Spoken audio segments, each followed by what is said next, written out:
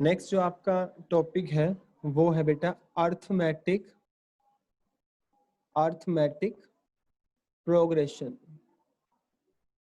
ये टॉपिक आप already 10th में पढ़ चुके हैं। आप लोगों के बहुत अच्छे अच्छे मार्क्स भी मैथ्स के अंदर आए हैं, मैंने देखे हैं।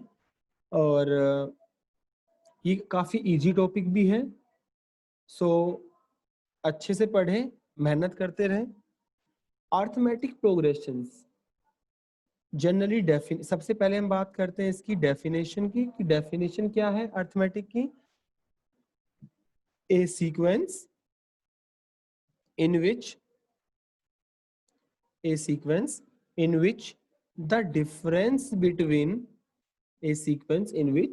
the difference between every term, हर एक term, and the one preceding is constant throughout whole sequence is called AP or arithmetic progression, is called AP or arithmetic progressions। ठीक है, generally we denote it as A1, A2, A3, AN। A1 is first term, A2 is second term, A3 third term, and AN is nth term। AN is nth term or general term।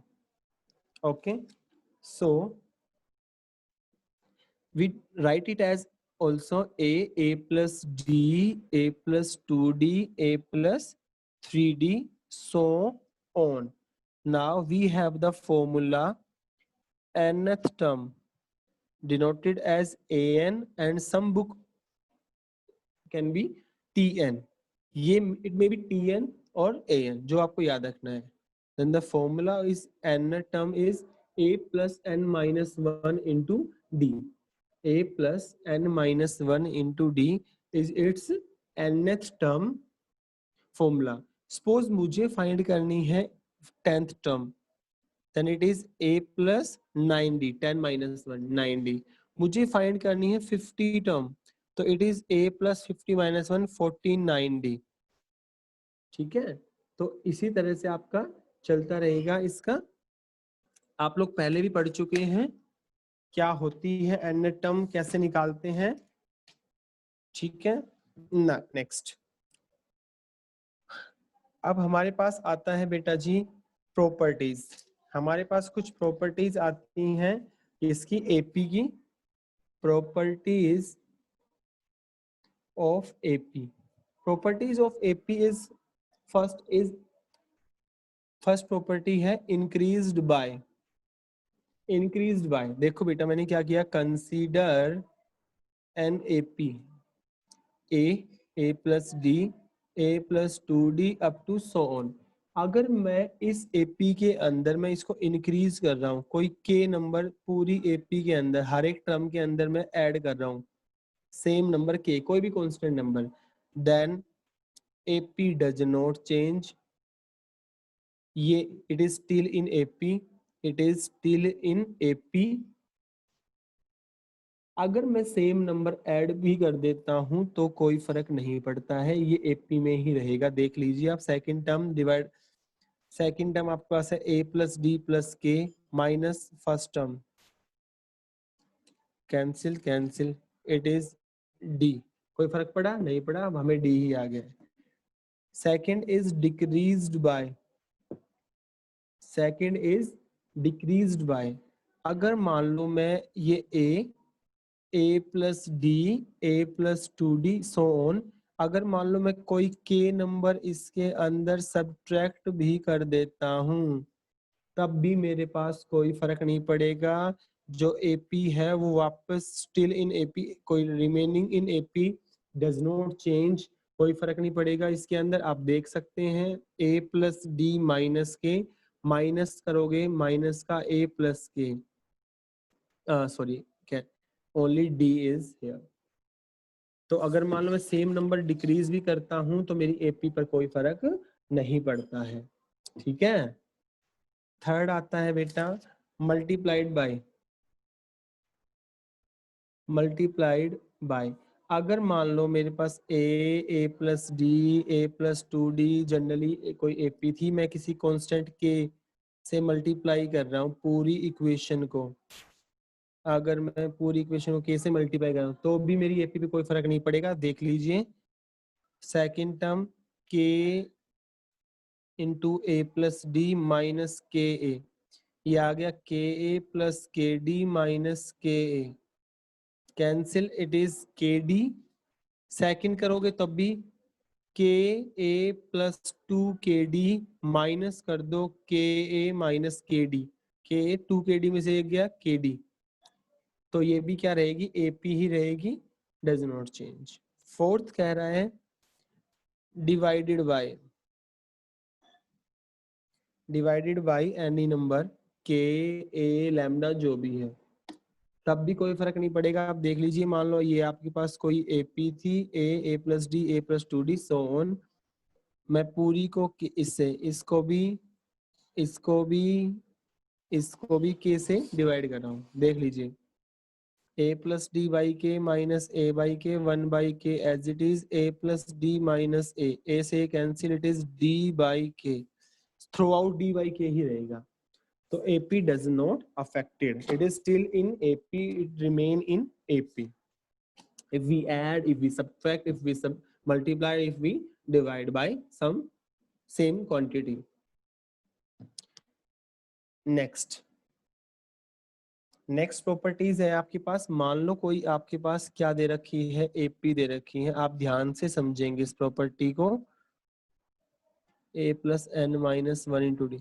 आपके पास मान लो ये कोई AP दे रखी है बेटा, ये कहता है in an AP of n terms some of the terms equidistance from the beginning and the end is always equal to the sum of the first and the last term.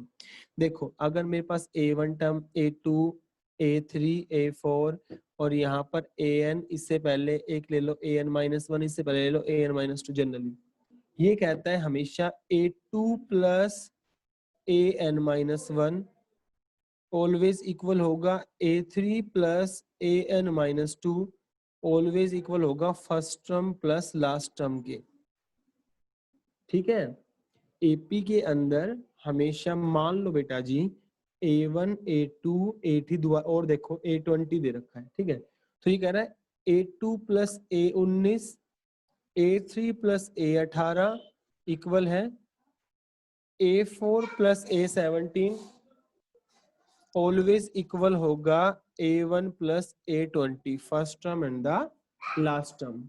So this value, ये result काफी important है और इस पे base जब एक numerical भी आएगा उसके अंदर हम वो करेंगे एक्सरसाइज के अंदर, सो उस टाइम और अच्छे से क्लियर हो जाएगा। अभी के लिए सिर्फ आप ये याद रखेंगे।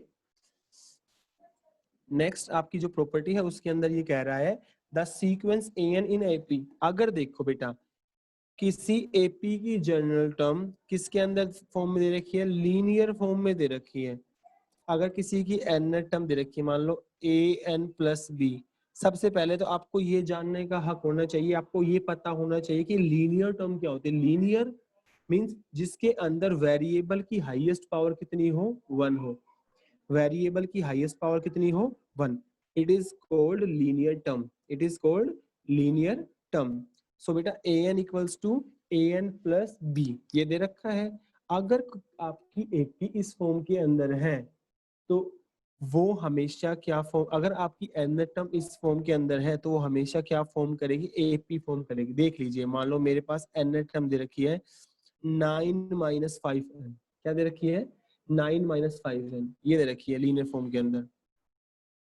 अब मैं चेक n की वैल्यू 1 पुट करूंगा तो आएगा 4, 2 पुट करूंगा तो -1, 3 पुट करूंगा -6, ऐसे चलता रहेगा। देख लीजिए इनका common difference -1 -4 -5 -6 minus plus -5, through out क्या रहेगा, सेम। तो ये हमेशा अगर लीनियर बना रही है तो हमेशा क्या करेगी, आपके पास AP ही बनाएगी। लीनियर बना रही है तो आपके पास क्या बनाएगी, AP ही बनाएगी, हमेशा AP के अंदर ही आएगा। समझ गए, हमेशा AP के अंदर ही आएगा। नेक्स्ट फिर आपके पास AP के अंदर आता है अगला पॉइंट, क्या कि सम of two AP, sum of two APs is also AP. Sum of two AP is also AP. देखो मान लो मैंने एक ही ले लिया है A plus D, A plus 2D, A plus 3D up to so on. एक ले ली मैंने B plus D, B plus 2, generally ये रही।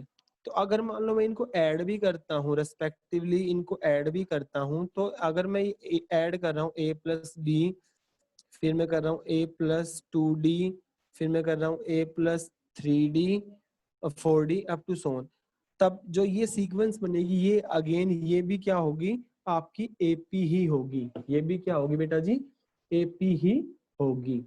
ठीक है। सेकेंड टर्म कह रहा है कि difference of two APs, difference of two APs again AP, difference of two AP is again AP। अगर हम सब्ट्रैक्ट भी कर रहे हैं तो भी क्या रहेगा, वो AP ही फॉर्म करेगा। थर्ड थिंग ये है, क्या अगर मान लो मैं प्रोडक्ट कर रहा हूँ, प्रोडक्ट ऑफ टू AP कर रहा हूँ, या मैं क्या ले रहा हूँ, उनका डिवीजन कर रहा हूँ। अगर मैं दो AP का प्रोडक्ट ले रहा हूँ या डिवीजन ले रहा हूँ, तो बेटा it may not be AP। जरूरी नहीं है, कोई एक्सेप्शनल केस आ गई उसमें आ जाए, but it may not be AP, ये AP में नहीं होगा। क्लियर है ये चीज कि ये AP में नहीं होगा। ठीक है। सम और डिफरेंस टू APs, अगर वो AP में है तो हमेशा ऑलवेज इन AP रहेगा, लेकिन अगर आपके पास आप उनको मल्टीप्लाई करवा रहे हैं या आप उनको डिवाइड करवा रहे हैं, आपस में डिवीजन ले रहे हैं उनका, तो it may not be in AP, ये AP के अंदर नहीं होगा। ठीक है।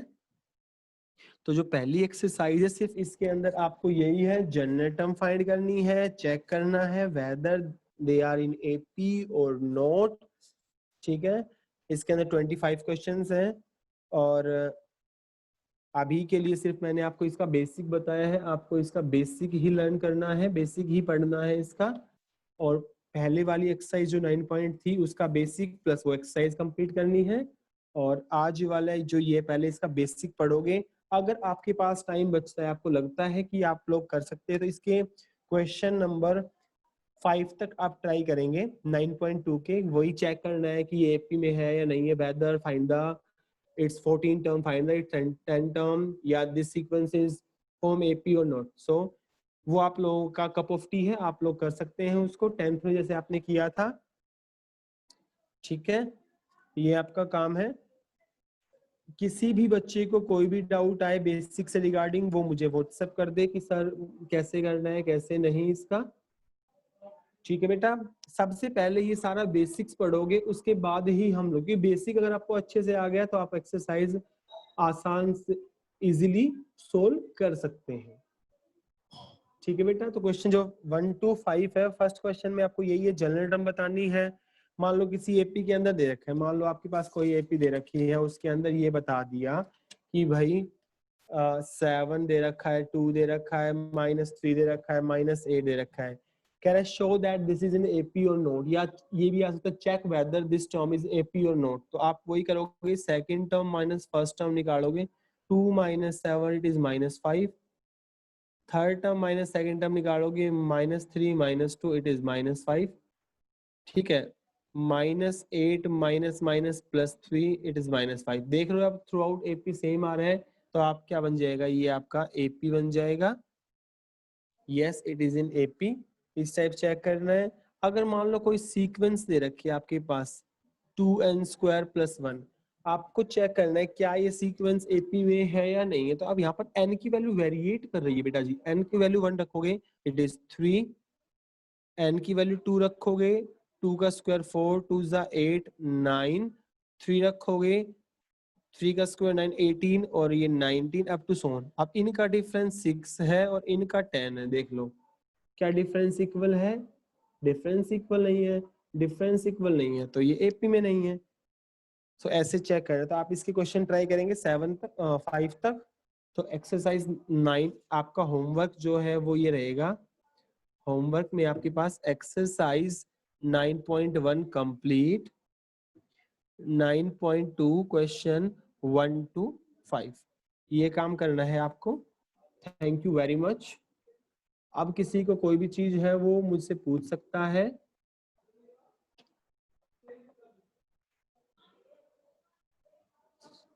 कोई चीज समझ में नहीं आई हो, कोई बेसिक समझ में नहीं आया हो, पूछ सकता है वो।